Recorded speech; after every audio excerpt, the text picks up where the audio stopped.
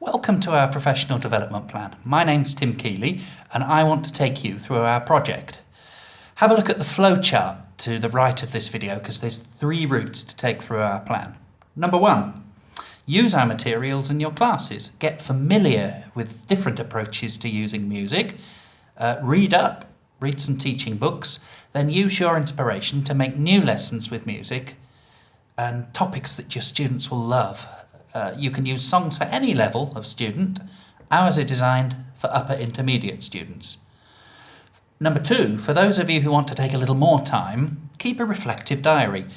Down below you'll find some notes telling you how to do this and an example diary you can print out and use. This is an ongoing cycle which you can use for your whole professional career.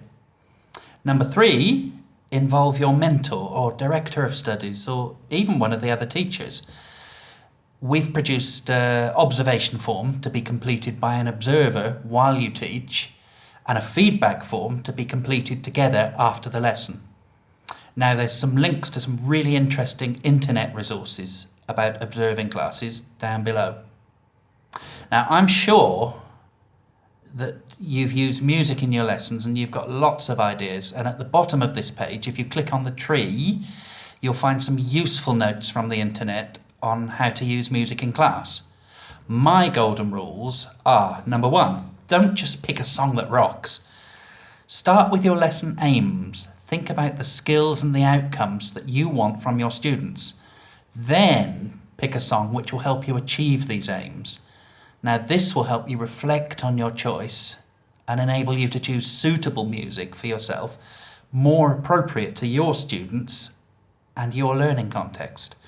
Number 2, choose a song relevant to your students. I'm 48. My biggest mistake is rocking to David Bowie when all my students want is Rihanna.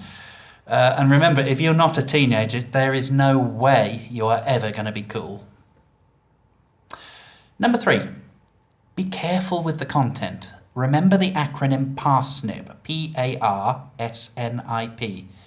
for topics that you need to be sensitive with. Politics, alcohol, religion, sex, narcotics, isms, that's communism, atheism, and lastly, pork and porn. Our lesson number 1 contains a cuss word, and lesson number 4 discusses a world without religion. This might be offensive to your students, so be careful.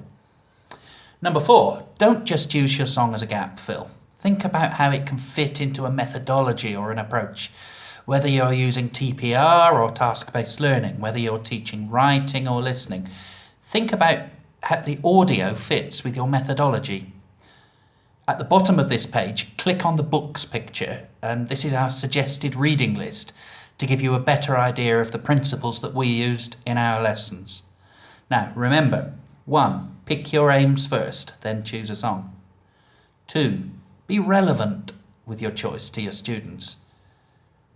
3, be sensitive. 4, use sound principles. And finally, as our lessons focus on writing skills, and there's a lot of vocabulary, we've included some thoughts on how to mark writing tests and how students can better use vocabulary. So good luck, and don't forget to send us feedback and share your lessons.